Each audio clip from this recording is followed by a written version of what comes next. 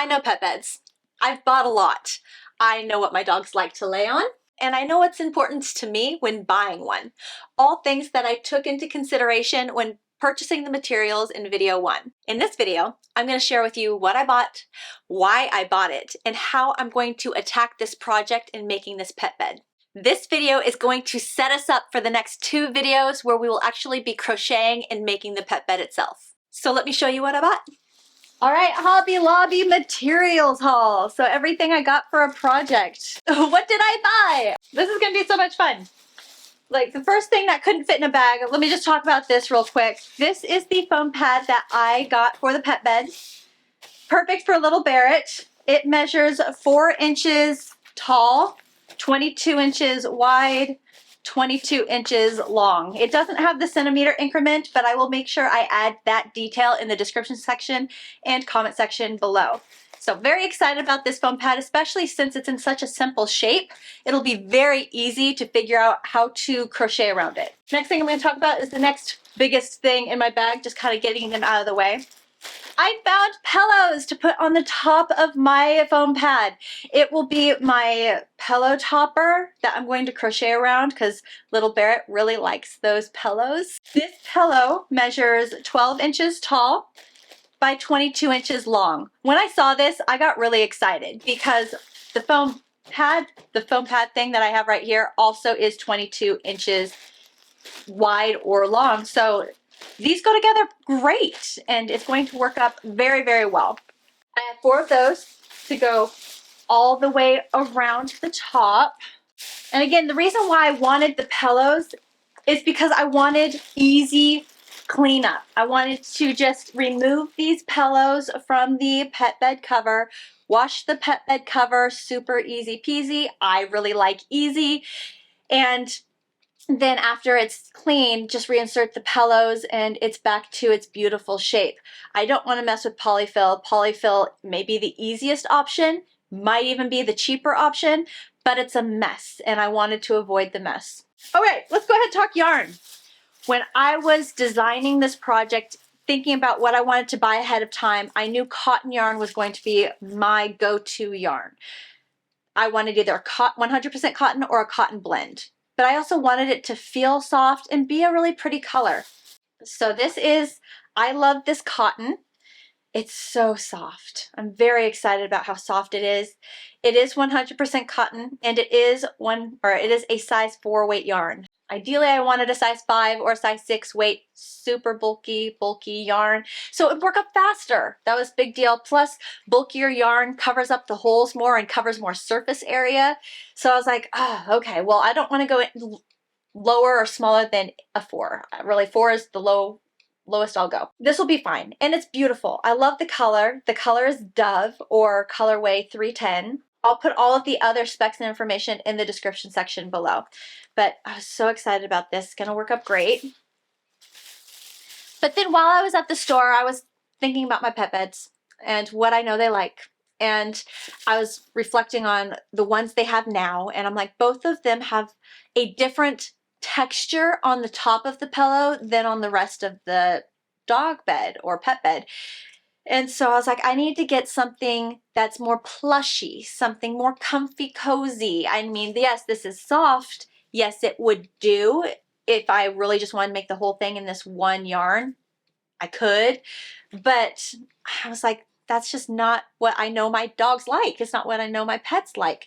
So I went to the textured yarn section, the bulky textured yarn section, and I was looking for anything that would be soft, fuzzy, comfy, cozy, but could also go in the washing machine. Again, I want to be able to wash this pet bed.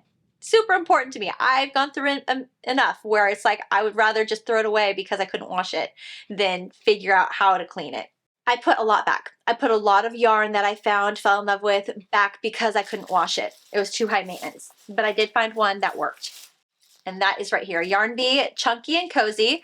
This is the color Stone and Steel. It is a size 6 super bulky yarn, so this works up super fast, which I'm very excited about. I don't want my pet bed to take forever to make. I want something that works up fast. And this is gonna help me expedite this project. This is a 100% polyester yarn. It can go in the washing machine, though it does say it wants it to lay flat to dry. And I'm okay with that. As long as it can go in the washing machine and get clean and I can take care of that smell, that is the most important thing to me. If I need to lay it flat to dry so I can give my dog the most comfortable pet bed that I could make, then I'll do so. If you are looking for other materials yourself in the store, definitely pay attention to the care instructions. I have a cheat sheet care instruction card on my website, crochetwithtiffany.com, under resources. If you wanted to go grab it, it's free. And just get more familiar with care instruction symbols, so when you go to the yarn and you see, you know what they mean. Right, so that is the yarn I'm going to be using for the top of the dog bed, pet bed, and I'll probably use the same material around the actual pillow ring also, because it's fast and it will jive together, look cohesive, and it will just engulf little Barrett in this big giant pillow, which I think will be adorable. All right, what else do I got in here? Okay, I mentioned that I wanted to be able to remove the foam pad from the dog bed so that way I could wash it. So I had to get a zipper. When it comes to the length of the zipper, how long I need it to be, take into consideration the size of your pillow form. I only need to account for one side so I can remove the foam pad. This zipper right here that I have is 26 inches. So if I subtract the 22 of the one side of my pillow form right here, that leaves me with 4 inches. 2 inches on one side, 2 inches on the other. It will be able to wrap around the foam pad completely so I can remove it. It's perfect. Perfect, perfect. Plus color. Make sure the color of the zipper that you purchase matches or is close to the yarn that you are going to be attaching the zipper to. That way everything camouflages, it's cohesive, and the zipper doesn't stick out like a sore thumb. I also got zippers to remove the pillows from the pillow topper, again, so I can wash it. Taking that into consideration, and the length of those zippers will just be enough length so you know you can get the pillows out and put them back in. That's all that matters. And then you're going to want to have a thread that matches the color of the zipper, because we cannot use the yarn to attach the zipper to the pet bed. We're going to need a thread to do that. On top of these materials, I would also want to have other materials such as a sewing needle. I already have it, didn't need to buy it. And then we're about to talk about the stuff we will need to actually make the project, which is the crochet hooks and all the other tidbits that I obviously didn't buy from the store. So let's go ahead and move on to what we are going to do to start actually constructing this project. Now let's talk crochet stitches and everything that I needed to actually crochet this project. I will want a tight stitch so that I can't see the foam pad underneath. I don't want to see this through the stitches of my crochet project. I decided to use the sedge stitch on the bottom of my pet bed because I fell in love with the stitch. I taught it in a recent Technique Tuesday, and I really wanted to use this stitch on some project. I was looking through different books, trying to find a tight, dense stitch to use, and I kept coming back to the sedge stitch. So I decided to give it a go, see how it would work up, and I'm so glad that I did. It turned out so pretty, and I'm just absolutely in love. Now, why did I not carry the sedge stitch up the sides though? I chose to make a simple single crochet back loop only border around the sides. It complements the bottom and creates a much stronger, denser hold that is going to be great for holding the pillow form inside the actual pet bed. So for strength, density, and also to complement the sedge stitch. Then for the top, because we're working with a super bulky, highly textured yarn, I decided to go with a simple but dense single crochet stitch that worked up beautifully. To achieve that dense tightness of the stitches that I want, so that way everything covers, is safe for my dog, and it doesn't have a bunch of holes, I went with a smaller crochet hook than the recommended crochet hook size on the yarn label. I love this cotton, 100% cotton yarn. It wanted me to use, or recommended, the crochet hook I9 or 5.5 millimeter. I actually used a G6 or 4 millimeter crochet hook. So that was going down 1.5 millimeters in size. I actually completely skipped the H hook. So I even skipped a hook size and went down even further. The top yarn. Recommended that I use an L or 8mm crochet hook. I actually used a K or 6.5mm crochet hook. So again, I went down a full 1.5mm in size on my hook to achieve a much tighter, denser stitch. However, even though I went tighter, it's still plushy, comfy, and cozy. I'm very excited that it worked out this way. It's still soft and looks beautiful. Now let's break down the project. We are breaking down or crocheting around this cube shape. Let's break down the surface areas because all we're worried about is covering the surface area of this shape.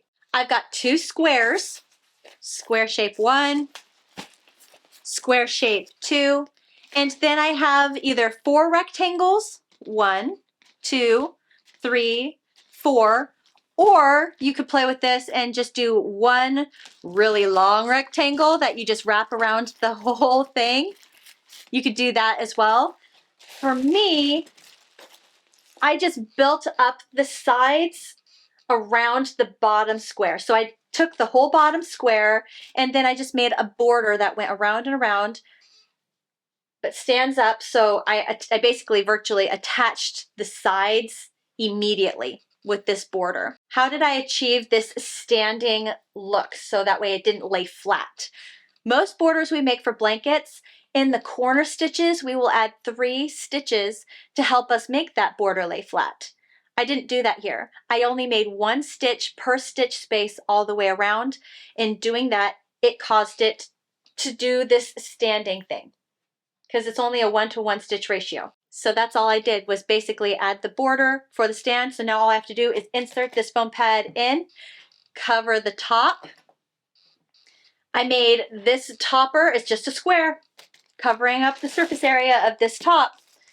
I'm going to join the sides, join the top to the sides, add the zipper so that way I can insert the foam pad, and then honestly, my pet bed could be done.